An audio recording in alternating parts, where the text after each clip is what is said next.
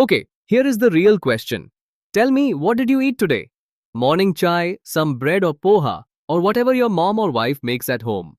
Lunch was probably dal rice or roti and sabzi, and dinner more of the same. Right? That is the story we tell ourselves about Indian food. Simple, home-cooked, healthy, traditional. Dal rice, ghar ka khana, all of that good stuff. The Household Consumption Expenditure Survey 2023-2024 tracked what 2,61,953 Indian households actually spend their money on. Every single rupee, every food item, every month. And what it found about how India actually eats today versus just 12 years ago, honestly, I had to read it twice before I believed it. Here is the number that got me. In rural India, the single biggest food spending category today is not rice, not wheat, not vegetables or dal or milk. It is beverages, refreshments, and processed food. Biscuits, chips, cold drinks, packaged snacks. 9.84% of a rural Indian family's entire monthly spending. Urban India even higher at 11.09%. The average rural Indian family is spending more money on Parle G and Pepsi than on rice and wheat combined. Let that land for a second. Cereals, the foundation of Indian food for literally thousands of years, are now only 4.99% of rural spending. In 2011-2012, they were 10.69%. Half in just 12 years. Nobody announced it. Nobody declared a national shift in diet. It just quietly happened, packet by packet, biscuit by biscuit. And here is the thing that makes this even more interesting. It is not just what we eat. It is how much we spend on food at all.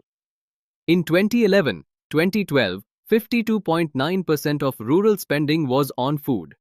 Today, it is 47%.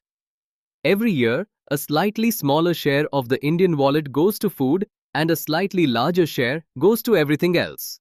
Sounds like progress, right? People spending on better things, not just survival. But here is what is actually replacing food in the budget. Conveyance. Just getting from one place to another. In 2011-2012, rural Indians spent 4.2% of their monthly budget on transport. Today, 7.59%. Nearly double. The daily commute has become one of the biggest expenses in a rural Indian household. We are spending less on eating and more on traveling to work, to earn money, to eat less. That is not progress. That is a treadmill. Now here is the part that honestly bothered me more than any other number in this entire data set. Tell me, do you think India is becoming more equal? Incomes rising, schemes running, growth happening. You would think yes, right? Okay, so look at this. The top 5% of rural India spends rupees 10,137 per person every month. The bottom 5% spends rupees 1,677. 6 times difference. Same villages, same mandis, same government rations. 6 times. And across states, it gets more extreme. Sikkim, highest rural spending at rupees 9,377 per month. Chhattisgarh, lowest at rupees 2,739. A person in rural Sikkim spends 3.5 times more every single month than a person in rural Chhattisgarh. Same country, same currency, same constitution. 3.5 times. Urban India, same story. Average spending looks fine at rupees 6,996 per month. But the top 5% spends rupees 20,310. The bottom 5% spends rupees 2,376. 9 times difference. 9. Between people living in the same cities, sometimes walking the same streets, buying from the same shops.